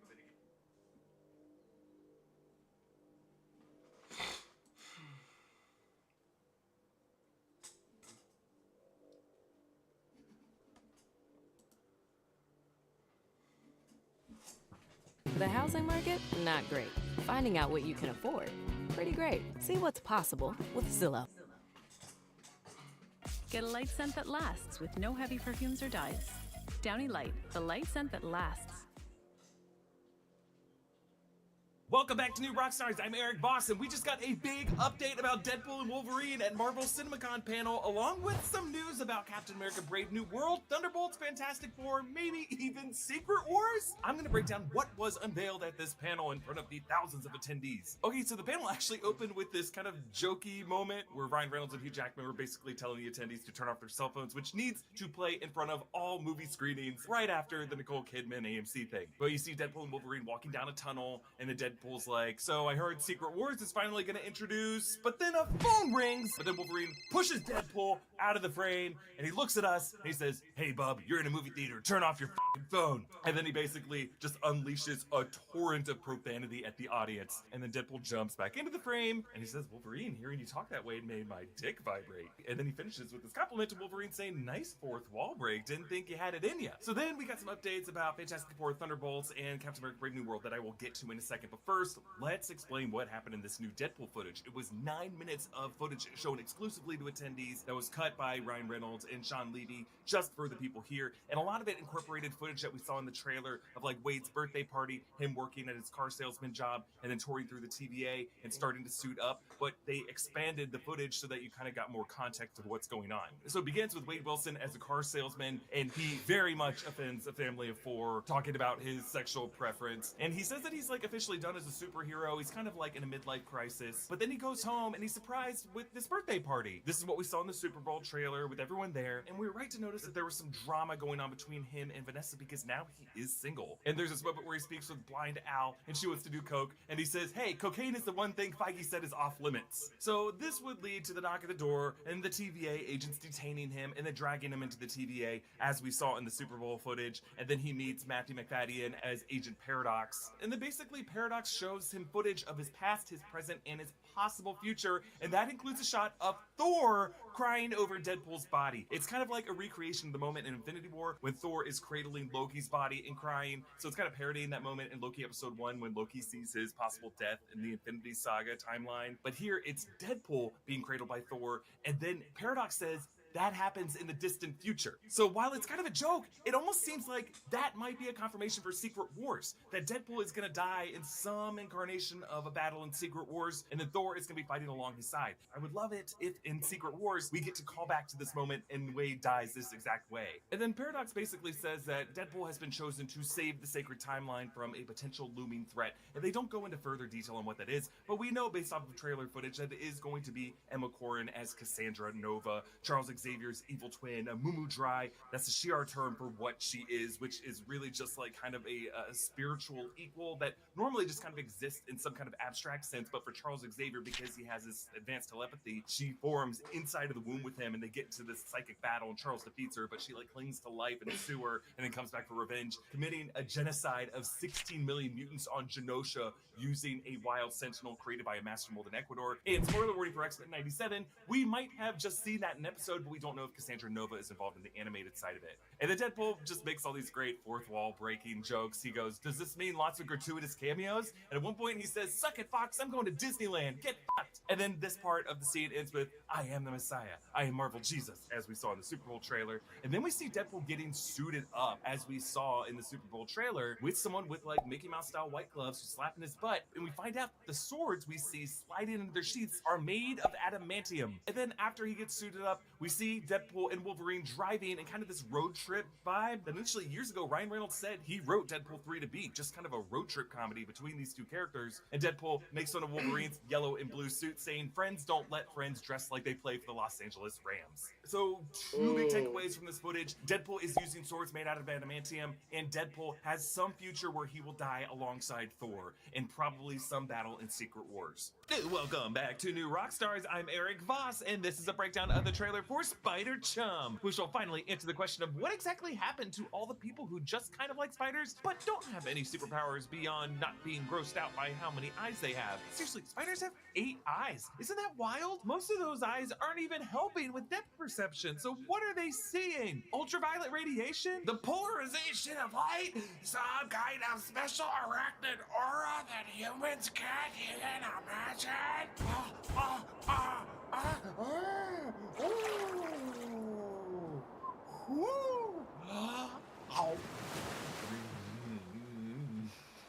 Marshmallow? Honey? Peppermint? Oh man, this is so much better. Wait, what the hell is Spider-Chum? No matter what you're talking about, if you're talking a lot, One Shot Energy's voice drops can be the relief your throat needs. Go to oneshotenergy.com/newrockstars to get 10% off your order. Okay, for some of the other footage that we saw, there was actually some footage shown for Captain America: Brave New World, in which Anthony Mackie came out, and it was described by Kevin Feige as something similar to the vibe of The Winter Soldier, and attendees said that that was the vibe, that was the sense that they got from this footage. It was described as a relatively grounded action thriller, and the clip included a shot of Harrison Ford as Thunderbolt Ross, signaling that he wanted to restart the Avengers, but disagreeing with Sam Wilson, and he said, quote, just do your job, you're not Steve Rogers. Ooh, Thunderbolt Ross, you asshole. Apparently, Sam and Joaquin Torres had gone on a mission, and it was like a mission accomplished. The president started being proud before he said, just do your job. And then Isaiah Bradley also shows up in this footage, possessed in kind of a Winter Soldier brainwash effect. He tosses Sam, he tosses a table at people, he shoots world leaders, he even jumps out a window to flee. It looks great. And UEI is the place to make a change in your life. This is where career training happens, where new skills are learned. We are here. And speaking of Thunderbolts, Kevin Feige did briefly touch on the Thunderbolts film, and he pointed out the new title, which did include the asterisk, as we saw in Florence Pugh's set footage that I did a breakdown of. And he said that the asterisk was intentional, and he said that they won't talk more about it until after the movie comes out. So I kind of feel like the title of the movie may change, or may clarify from Thunderbolts to like Dark Avengers, or like Winter Avengers, or something like that. And then there was a brief clip of Florence Pugh from the set of Thunderbolts while eating some mac and cheese. We also got a bit of an announcement for the Fantastic Four film. It's going to be shooting a little bit later this year, and that they're going to be shooting it with IMAX in mind.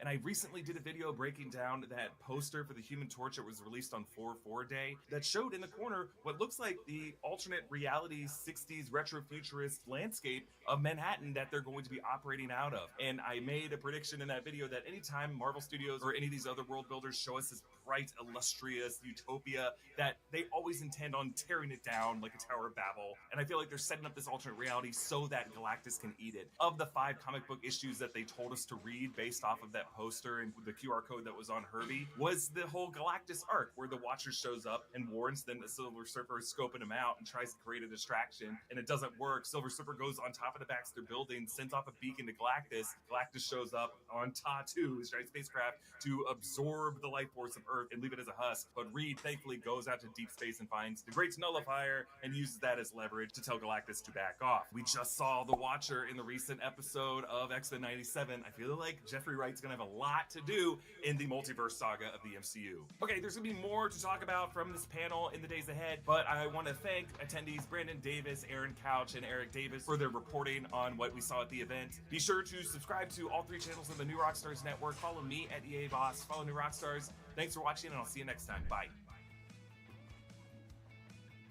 Galactus shows up on Ta-2. These other world builders show us this bright, illustrious utopia that... Marshmallow? Honey? Peppermint? Side of it. And the Bolts film, and he pointed out the new title, which similarly said, quote, "Just do your job, you're not the other." Included a shot of Harrison Ford as Thunderbolt Ross, signaling that he wanted to restart the Avengers, but disagreeing with Sam Wilson, and he said, quote, "Just do your job, you're not Steve Rogers." Ooh, Thunderbolt Ross, you asshole. Apparently, Sam and Joaquin Torres had gone on a mission, and it was like a mission accomplished. The president started being proud before he said, "Just do your job." And then Isaiah Bradley also shows up in this footage, possessed in kind of a Winter Soldier brainwash effect. He tosses Sam, he tosses a table at people, he shoots world leaders, he even jumps out a window to flee. It looks great. And speaking of Thunderbolts, Kevin Feige did briefly touch on the Thunderbolts film, and he pointed out the new title, which did include the asterisk, as we saw in Florence Pugh's set footage that I did a breakdown of. And he said that the asterisk was intentional, and he said that they won't talk more about it until after the movie comes out. So I kind of feel like the title of the movie may change, or may clarify from Thunderbolts to like Dark Avengers, or like Winter Avengers, or something like that. And then there was a brief clip of Florence Pugh from the set of Thunderbolts while eating some mac and cheese. We also got a bit of an announcement for the Fantastic Four film. It's going to be shooting a little bit later this year, and that they're going to be shooting it with IMAX in mind. And I recently did a video breaking down that poster for the Human Torch that was released on 4/4 Day that showed in the corner what looks like the alternate reality 60s retro-futurist landscape of Manhattan that they're going to be operating out of. And I made a prediction in that video that anytime Marvel Studios or any of these other world builders show us this bright, illustrious utopia, that they always intend on tearing it down like a Tower of Babel.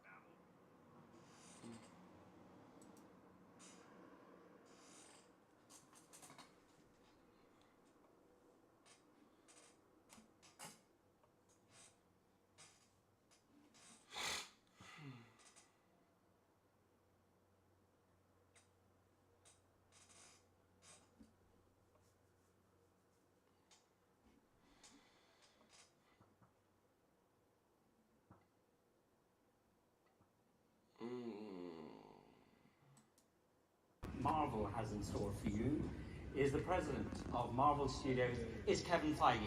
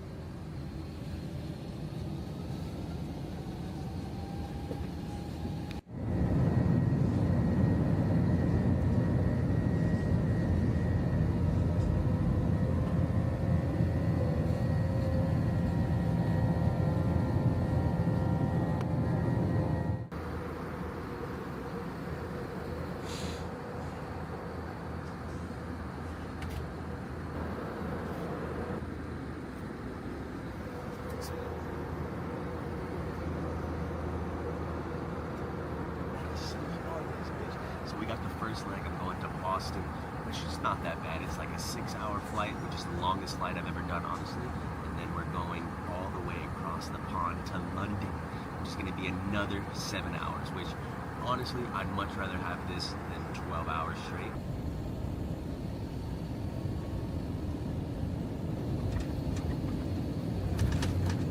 There we have it. First leg of the flight is complete. We have arrived in Boston, which is crazy because, one, I'm going to be back here in exactly 1 month with all of my Pine Park homies. We are launching Pine Park in Boston, bro. Yeah, that's right. You heard it. Our first time on the East Coast. Really my first time doing business on the East Coast at all. So 420, 1 month from now, it's going to be a Saturday, bro. That means you have plenty of time to call in, make excuses, get someone to cover your shift, find a way to get to Boston, because I know New York is really, really close, and Philadelphia is close, and Jersey's close. So listen, bro, if you want to show a little bit of love, it's going to be extra cool because me and Goblin are going to be bud pending. So mark your motherfucking calendars. I got to find out right now where my next one is. I have 3 hours of a layover, and then I have a red eye. Then we land in London at like 6 a.m. So first time over the pond, bro. I'm so excited. That flight was fucking awesome. I'm so glad that I get like multiple first class flights in a way. Shout out Super Dope, bro. I mean, look at that right there, bro. We're here. We're here. I feel like I gotta start talking like this now. Get the fuck out of here. That's like New York, right? Oh, we just missed it, man. Check the passport. We got the clam chowder. Listen, man, if I'm in New England, I gotta get New England stuff right here for a few hours. I'm probably gonna edit a video. Probably gonna get a little bit of work done, some emails. I have a phone call. It's like 1:30 on the West Coast right now, which the East Coast and West Coast discrepancy is so weird. But when I land in London, it's gonna be 6 a.m. So like, I gotta be ready for the day, bro. I gotta like get all my shit done ready right now. I gotta sleep on that flight so I can be energized. I'm not trying to be jet lagged. I'm not trying to lose any time. I'm only in London for like 5 or 6 days, and I might want to see another country in the meantime while I'm there. So we'll see, man. Yeah, it's 4:20 right now. I have no smoke on me because we're going across the pond, and I'll be damned if I get caught with anything, bro. I'm super scared of like just getting caught by the feds, bro. You know what I mean? Like, I feel like freedom is your number one, like, I got the time, I got my freedom, like, that's all I really want and need, you know?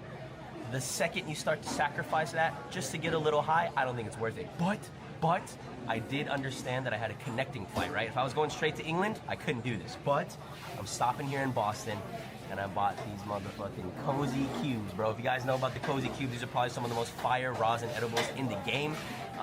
300 milligrams, so I'm gonna make sure I sleep on this motherfucking flight, bro. I'm not gonna risk anything. I'm taking this, getting super zooted on. Bro, can we talk about the bed? Might ruin like international travel for me because there's no shot I'm flying to anywhere now without that bed, bro. Like, I kind of just woke, oh my God, these are strong. I kind of just woke up and I'm like, whoa, I'm in Boston. And I hope I'm gonna eat some of these and I'm just gonna wake up and be in London. It'll be a vibe. For this too, just a little cross-faded American landing in London. I'm like, where's the Queen? Give me fish and chips. Oh my God, the Queen's dead. Where's the King? What the hell, dude? It hooked up with the champagne. We got the closing door. Got a fucking, I got a seatbelt, bro. Like an actual, gotta hook it in. Okay. The only thing crazier than that is that I almost missed this flight. I have no idea how. I was sitting there editing, enjoying my drink.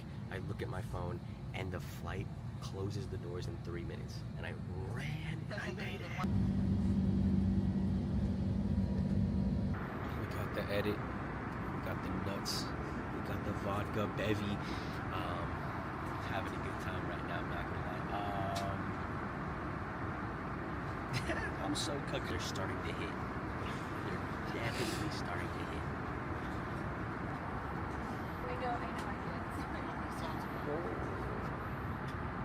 Look at this, bro. This is ridiculous. I feel like a fucking king, chilling in first class across the pond. Shout out to Super Dope for fucking real.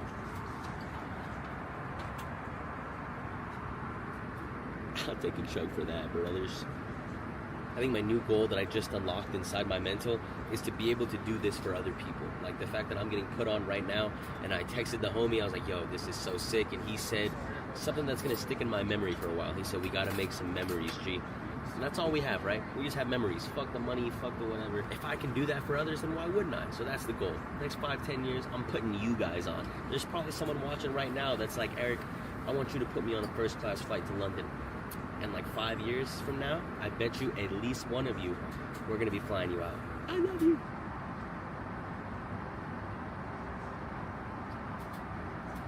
Ooh, I haven't seen this yet. Let's go.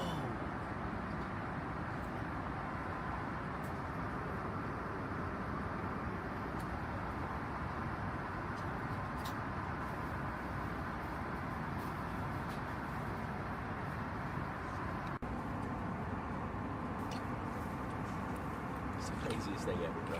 Little ice cream action. Nice little second movie time. It's breakfast time, baby. We're like an hour outside of London. Just woke up.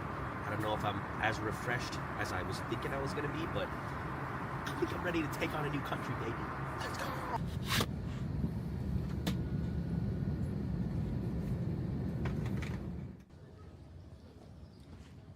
Damn, okay, London. We are officially touch motherfucking down, and I just realized I accidentally took some fucking mushrooms with me, so I'm gonna take some right now and then throw the rest away, and I think we should be okay. Let's hope. Ooh.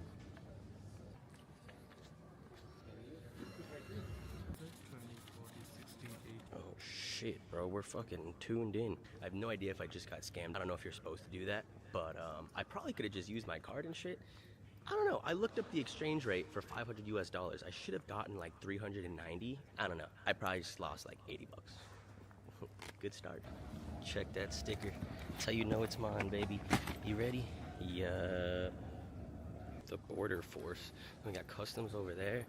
I think you just leave through here. Some footy. Classic. Oh shit. Alright. Well, we made it to the outside. Shit.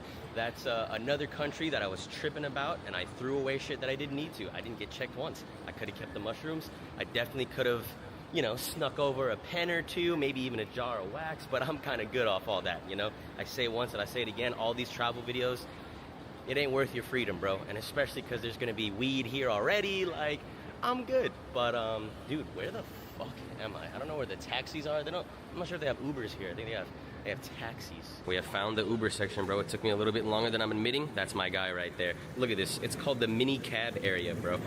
It's not called the Uber area or the Lyft area. This is the only place, this is the only airport I've ever been to that doesn't label it, because I guess everyone uses cabs here. But the cab driver came up to me and he was like, yeah, it's gonna be 80 pounds. And I was like, bro, let me check Uber. It's 35 on Uber. All right, crazy.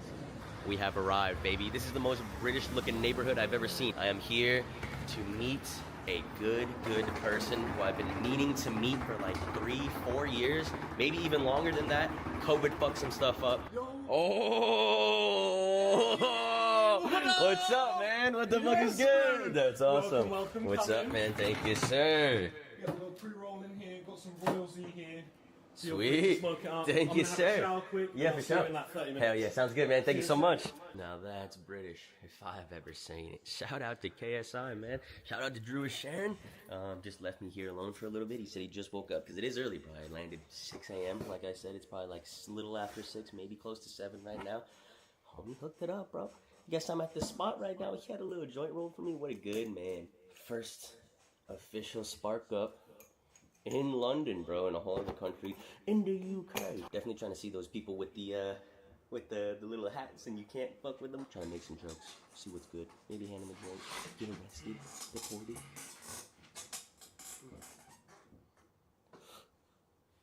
Oh yeah, and I did confirm, got pretty much scammed. You're definitely not supposed to hit those currency exchanges. They always give you a bad rate. Apparently the move is to do it before you leave. Like I was supposed to hit Wells Fargo, hit my bank and be like, yo, I need some pounds. And they would have given you the proper rate.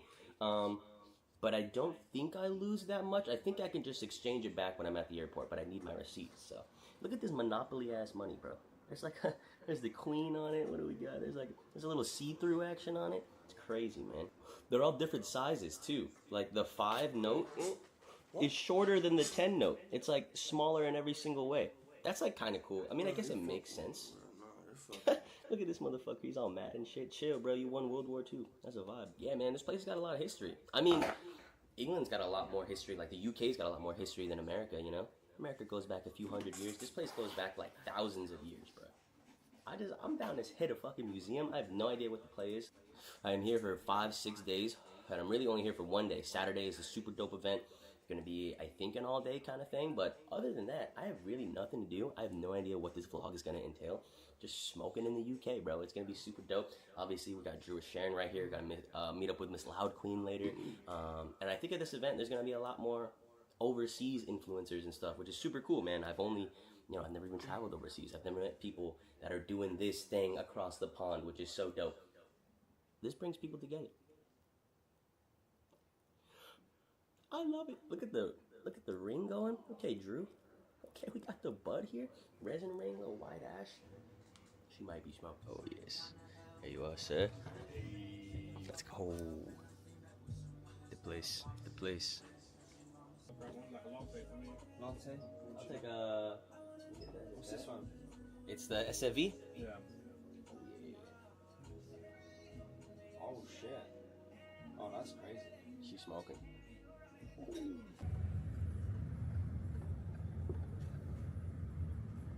We have arrived, baby. Look at the Stone Island store. It's the most British thing I've ever seen. Look at that taxi, bro. Wait.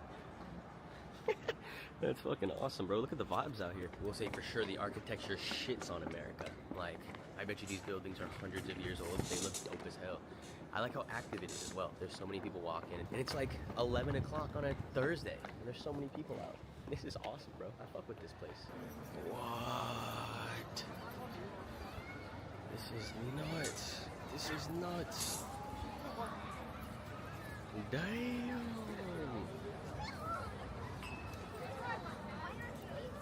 My first British roll doinks. I couldn't think of a better place to smoke it besides the fucking British Museum. It's crazy. This shit is so epic, bro. What in the world?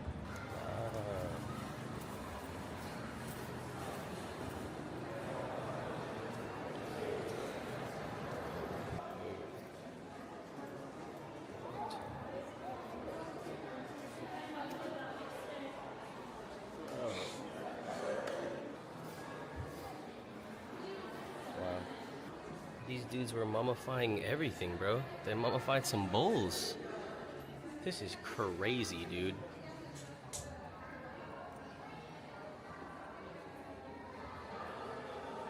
Bro, I'm so mind blown. The cats. Marcus Aurelius, little statue from 170. That's so fire. Look at this. Money from the 1800s, bro. This is sick. A rare 500 euro note. Look at that. $100 bill. Look at this one though. George Washington bill that says I grew hemp on it. See if we can zoom in on that. That's so lit. Some slight 1,000-year-old coins. Bro. This is awesome. I'm like, if science is my number one, favorite subject back in the day, I think history has to be my second. Like, this is so sick. What is this? Look at all this money, bro. What? This is awesome. Really am in nerd heaven right now. This is awesome. You probably thought math was my number one subject, huh? You little racist. Got even older. 2,000-year-old coins. A whole bunch of books, bro. This place is nutty. What in the world? Enjoy it, yeah? Thank you. Got some food. Watching the boys play. Let's go. Day 2 here in London. Look at the background, bro. The most London shit I've ever seen. Look at the sky. What? It's so fucking rated and shit. All the Londoners were like, yeah, yesterday was the best weather day we've had in a while. And I can see it. I guess it's back to the normal programming. Doiks, though. At like a little historic park. Look at this. Huh? You little racist. Got even older. 2,000-year-old coins. Fuck. A rare 500 euro note. Look at that. $100 bill. Look at this one though. George Washington bill that says I grew hemp on it. See if we can zoom in on that. That's so lit. Some slight 1,000-year-old coins. Bro. This is awesome. I'm like, if science is my number one, favorite subject back in the day, I think history has to be my second. Like, this is so sick. What is this? Look at all this money, bro. I'm like, what? This is awesome. Really am in nerd heaven right now. This is awesome. You probably thought math was my #1 subject, huh? You little racist. We got even older, 2,000-year-old coins. A whole bunch of books, bro. This place is nutty. What in the world? Enjoy it, yeah? Thank you. Got some food, watching the boys play. Let's go. Day 2 here in London. Look at the background, bro. The most London shit I've ever seen. Look at the sky. What? It's all fucking raining and shit. All the Londoners were like, yeah, yesterday was the best weather day we've had in a while. And I can see it. I guess it's back to the normal programming. Stoics, though. At like a little historic park. Look at this. Getting the full London experience today, bro. Check the little Rolls Royce over there. Okay, I will say the architecture is something to be had. Is nutty. What in the world? Enjoy it, yeah? Thank you. Got some food, watching the boys play. Let's go. Day 2 here in London. Look at the background, bro. The most London shit I've ever seen. Look at the sky. What? It's all fucking raining and shit. All the Londoners were like, yeah, yesterday was the best weather day we've had in a while. And I can see it. I guess it's back to the normal programming. Stoics, though. At like a little historic park. Look at this. Getting the full London experience today, bro. Check the little Rolls Royce over there. Okay, I will say the year-old coins. A bunch of books, bro. This experience today. Year-old coins. You. Got some food the day we've had in a while, and I can see it. I guess it's back to the normal programming. So we can go like a little historic park. Look at this. Some food, watching the boys play. Oh, fucking raining and shit. All the Londoners were like, yeah, yesterday was the best weather day we've had in a while, and I can see it. I guess it's back to the normal programming. Stoics, though. At like a little historic park. Look at this. Getting the Day 2 here in London. Look at the background, bro. The most London shit I've the day we've had in a while, and I can see it. I guess it's back to the normal programming. Stoics, though. At like a little historic park. Look at this. Getting the full. Enjoy it, yeah? Thank you. Got some food. See it. I guess it's back to the normal programming. Stoics, though. Oh, fucking raining and shit. All the Londoners were like, yeah, yesterday was the best weather day we've had in a while, and I can see it. Look at the sky. What? It's all fucking raining and shit. All the Londoners were like, yeah, yesterday was the best weather day we've had in a while. Look at the sky. What? It's all fucking raining and shit. All the Londoners were like, yeah, yesterday. Background, bro. The most London shit I've ever seen. Look at the sky. What? It's all fucking raining and shit. All the Londoners were like, yeah, yesterday. Experience today. Stoics, though. At like a little historic park. See it. I guess it's back to the normal programming. Stoics, though. Look at the sky. What? It's all fucking raining and shit. All the Londoners. Stoics, though. Oh, fucking raining and shit. All the Londoners were like, yeah, yesterday was the best weather day we've had in a while, and I can see it. I guess it's back to the normal programming. Stoics, though. Day 2 here in London. Look at the background, bro. The most London shit I've ever seen. Look at the sky. What? It's all fucking raining and shit. All the Londoners were like, Enjoy it, yeah? thank you. Londoners were like, yeah, yesterday was the best weather day we've had in a while, and I can see it. I guess it's back to the normal programming. Stoics, though. At like a little historic park. Look at this. Getting the full London experience today, bro. Check the little roll. Day 2 here in London. Look at the Londoners were like, yeah, yesterday was the best weather day we've had in a while, and I can see it. I guess it's back to the normal programming. Stoics, though. At like a little historic park. Look at this. Getting the full London experience today, bro. Check the little Rolls Royce over there. Okay, I will say the architecture is something to be had. The day we've had in a while, and I can see it. I guess it's back to the normal programming. Londoners were like, yeah, yesterday was the best weather day we've had in a while, and I can see it. I guess it's back to the normal programming. Oh, fucking raining and shit. All the Londoners were like, yeah, yesterday was the best weather day we've had in a while, and I can see it. I guess it's back to the normal programming. Stoics, though. At like a little historic park. Look at this. Getting the full London experience today, bro. Check. See it. I guess it's back to the normal programming. Stoics, though. At like a little historic park. Londoners were like, yeah, yesterday was the best weather day we've had in a while, and I can see it. I guess it's back to the normal programming. Stoics, though. at like a little historic park. Look at this. Getting the full London experience today, bro. Check the little Rolls Royce over there. Okay, I will say the architect, I guess it's back to the normal programming. Doiks though, at like a little historic park. So fucking rated and shit. All the Londoners were like, yeah, yesterday was the best weather day we've had in a while. And I can see it. I guess it's back to the normal programming. Doiks though, at like a little historic park. Look at this. Getting the full London experience today, bro. Check the little Rolls Royce over there. Okay, I will say the architecture is something to be had. Hundreds of year-old buildings and shit. Yes, I do have an umbrella. We're walking to get a jacket right now. This is, I've been here for a couple hours when it's rainy, and it's already starting to wear on my mental. Getting a little sad. But look at these little Rolls Royces behind me.